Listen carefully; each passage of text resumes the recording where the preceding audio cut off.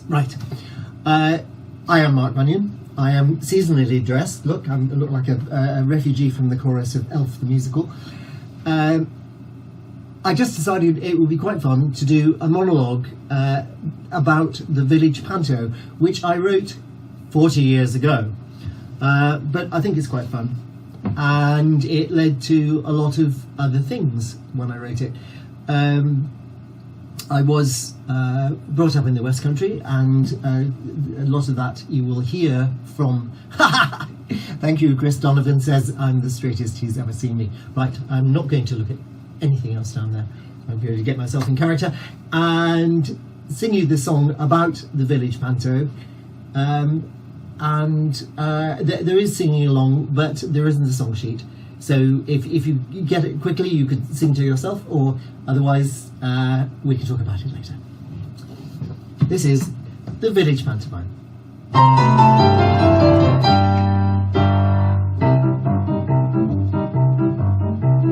I remember each December when I was young, there was a treat nothing could beat. Once invited, how excited we all became, till the night we could delight in dame and demon at the village panto. The village panto, a world of fairy tales, where goodness never fails. Though a nasty villain, casty villain, all the more the merrier for the village panto. The village panto will have a grand old time. So let's pack the church hall and we'll all have a ball at the village pantomime. I say, why does my horse breathe heavy, yet not say anything? I don't know. Why does your horse breathe heavy, yet not say anything? Because he's a pantomime horse. Farmer Arthur plays the Farmer Mrs. Carey from the dairy plays Puss in Boots, all dressed in silk, but still drinking milk. Farmer Arthur finds his part the absolute dregs, while he of course is in the horse's legs, and the back one's at the village panto. The village panto, where tears come to your eyes from flying custard pies. Though I'd scream for ice cream is what I scream, all the more the merrier for the village panto. The village panto, where every line's in rhyme. Wheelchair Whittington's cat as he fights with King Rat at the village pantomime. I say, isn't this fun? Oh yes it is. Oh yes it is. Mrs. Carey from I can't get this bloody thing right. It wouldn't surprise me if there wasn't a pantomime next year, the way things have been going. We had the dress rehearsal last night, and well, if things are supposed to be all right on the night after a bad dress rehearsal, I reckon it should be good enough for the bloody London Palladium tonight. Mind you, everything's been all wrong this year anyway. I've been in the dramatic for the better part of 25 years now, and I've never known a year like it. Well, first of all, there was that, at Easter. Well, we always do a nice murder in Agatha Christie round Easter time, but that new Michael Biggleswick, from the Polytechnic, very arty, comes up with this brilliant idea to do the York Mystery Plays. Mystery Plays. My God, any child could tell you who did it. The only mystery was who let Michael Biggleswick in the first place, because he was the one who wanted to cause a big row in September over what we should do for the main production. Biggleswick and his lot wanted to do that Waiting for Gobbo by St Samuel Beckett, but when the committee had already decided on the reluctant debutante, and they would have done that Waiting for Gobbo too if it hadn't been for there not being a part in it for Mrs. Jones. Prue Jones, the editor's wife, thinks she's the star. As it was, the reluctant debutante was a great success. Well, pretty good. And in my opinion, nobody was quite posh enough sounding. Mind you, there was that business then with Stan Orne getting carried away a bit with young Hilda Mabry on the love scene, because that was when he first started going for Brian. You know my friend Brian, who has the hairdressers in the high street? He has the salon. Highlights, used to be Vitaldo of Florence. Oh, he looked lovely in his uniform as the guardsman in The Reluctant Debutante. But the trouble was that Stan Orm's the problem anyway. He's new to the village, and it's not enough that he's married with 5 kids and his wife with another on the way, and they're only married 5 years. And his wife with another were, I know, but he has to go around touching up every woman who comes in reaching distance as well. He's a commercial traveller. He's playing one of the ugly sisters, and Brian is playing the other. And, well, let me start at the beginning. Last night, I got to the church hall about 6:30, because the people who were going to be in the band were coming for a little practice. We're going to be playing the music that I'd written for them, but we hadn't actually had much of a practice. Well, it turns out that young Sue Jones, Mrs. Jones' daughter, the editor's wife, well, she's just come home from her first term at the University of Wessex. She's studying sociology or physiology or, I don't know, astrology. Anyway, Mrs. Jones said to her that she should come along and play her bassoon in the band. But Mrs. Haslett told me that apparently she wasn't at all keen to join in because she's got some very odd ideals up at the university. God knows what they're supposed to learn out there. I mean, all they do is sit around drinking coffee as far as I can see. I saw a picture of the place in the paper when she went up there. Well, her dad put it in so that everybody could see where his daughter was going, like. And it looked like a conglomeration of cowsheds stuck in the middle of Salisbury Plain as far as I was concerned. Anyway, Sue comes along to play her bassoon. Do you know, I hardly recognised her. Well, she used to be such a pretty girl, but now, well, she could do with going to see Brian at Vitaldo's for her hair. I said that to her, and she said that I should go and see him myself if I was so keen, which was odd because I thought she would know that we both live at the cottage. Anyway, we had a run through the music, and it was all right. I mean, it was hardly Mantovani, but anyway, by that time the vicar comes through because it's his turn to direct the show this year, you see, and he says that everybody is all ready, so the curtains start to open, except they got stuck on one of those things, but eventually they managed to get the curtains open, and all the burghers are there singing the first song that I wrote them in the town square. The Jolly Burghers are we. We're the Jolly Burghers, the burghers of the town. We burger in the high street, we burger all around. Well, they get about as far as that, and everybody on stage is laughing fit to burst with giggles. So the vicar tells them to stop and asks them what it is they're all laughing at. And the only one who could speak was Judy Sims from The Chemist, and she said it was the song.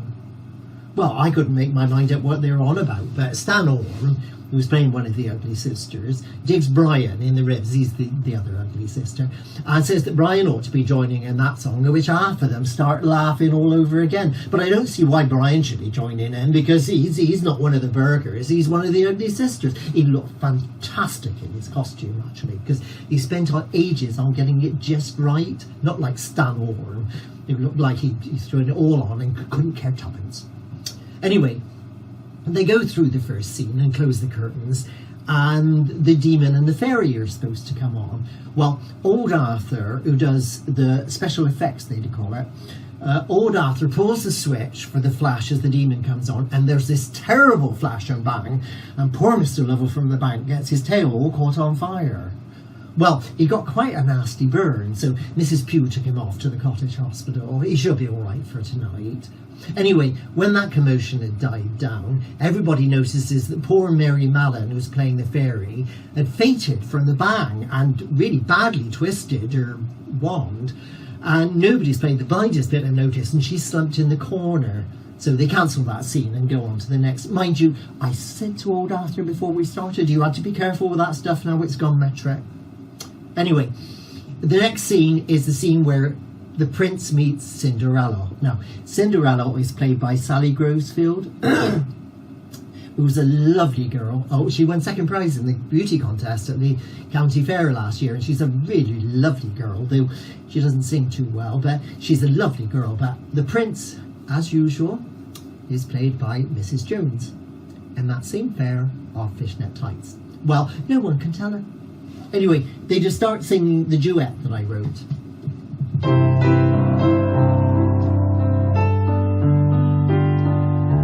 You are a girl I am a boy, you're my tall strong hero, you're my little joy. They get about halfway through and Sue Jones stands up, makes an unnecessarily crude noise on her bassoon and says that it's typical of her mother's attitudes to sing what she called sexy crap. Well, I said to her that if she wants to complain, she should complain to me and not her mother, because I was the one who wrote the song, and how you could say it was sexy when I wrote it knowing there'd be kiddies going to be listening to it. So that's why everybody's coming on to the stage to see what the fuss is all about. So Sue Jones says that she's not going to play any sexy crap and starts to pack her bassoon. And Stan Orme shouts out, "That's right, love, you tell them." And then he shouted, "Why don't you burn your bra, or are you wearing one?" And she turned on him and she called him a male shoving his stick pig or something. And I said, "Now come on, Sue, what is it about the song?" And she said, "You ought to know better, being a gay man yourself." Well, I was a bit confused, and then I realised what she meant. And the trouble was that she then turned to Stan Orme and Brian and said that two gay men like them ought to know better than oppressing women by dressing up like them. And Stan Orme got absolutely furious and said that he wasn't a fairy, even if Brian was. And if she wanted to shout things at the homos, she should shout at Brian and me. So there was this terrible feeling, you know, and then Brian started to cry and he threw his wig on the floor and ran out of the hall. Well, I was in a fury by that point, I have to admit it, and I said to Stan Orme that he had no right saying things like that, and even if Brian and I were like that, and I wasn't saying that we were, then at least we didn't go around acting the way he did. And then I suddenly thought I ought to go and find Brian and let them get on with it, and they could stuff their panto if they wanted to. So I walked out. I left my coat behind, and it was drizzling a bit last night, what with that bit of mist, but I wasn't about to go back in there. I couldn't see Brian anywhere in the high street, so I walked off down towards the Queen's Arms, but there was no sign of him there, and besides which he just walked out in his ugly sister's dress. So I thought perhaps he'd taken the car, but he couldn't have get back to the cottage in the car because I had the keys. Well, to cut a long story short, in the end I found him down by the river at the back of the new Tesco. He was sitting there in his dress crying and God knows what, and he said he was sick to death of it, and why don't we leave the village? And I didn't know what to say to him except that it would all be better in the morning and we could make plans to leave if he really wanted it, and that no matter what happened he knew the way that I felt about him. Well, I heard somebody behind, and it was Sally Grosefield. She said that they'd all been looking everywhere for us and really wanted us both to come back, and Sue Jones had been sent home and Stan Orme had been told where to get off, and the vicar was going to be playing the other ugly sister because Brian was the star of the show, and there would be all those kids disappointed if there wasn't a Panto. So after a bit, Brian said that he'd do it, and I said, well, if he was game, I was game, and let bygones be bygones. And as we walked back to the hall, Sally Grosefield, and she told us this, and she said she didn't care who knew. She said that she'd met this girl when she was at the county show last year, and that she and her, well, you know, and perhaps we ought to start a club in the village. Well, I haven't mentioned it to many people because you know the way they are, but Sally Grosefield, Cinderella. Well, it makes you wonder, doesn't it?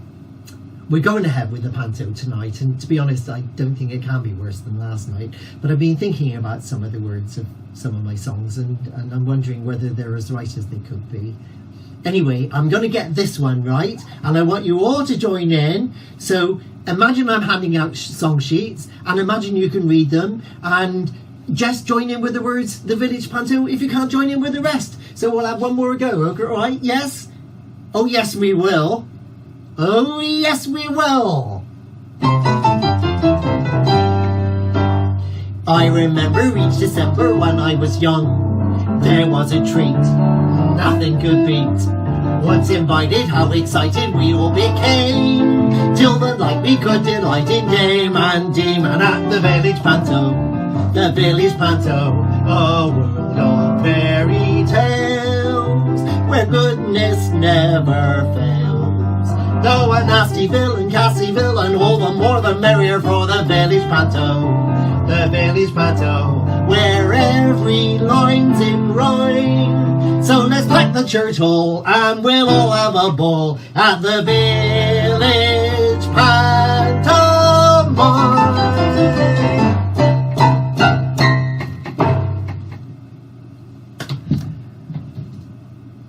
As I said, I wrote that in 1980, and I did it really for quite a while during the year, and I think I brought it back at the beginning of the next year as well. But as I said, a friend said that she would that she thought I should do something for those characters. So in 2 weeks' time, I shall perform the next episode of Down in the Village, and it'll be 11 o'clock every other week, and next time we'll be doing the Student Vagabond by Sigmund Pommel, and Michael Biggleswick had some rather strange ideas of how the production ought to go. Thank you very much for being here. I hope you'll come and join in with this on the way. Goodbye. I don't know how to finish now either, but I shall know by next time. Of course, I'm also trying to do it with my mouse from my computer, which is where the script is, but I'm doing this on my iPad. Goodbye.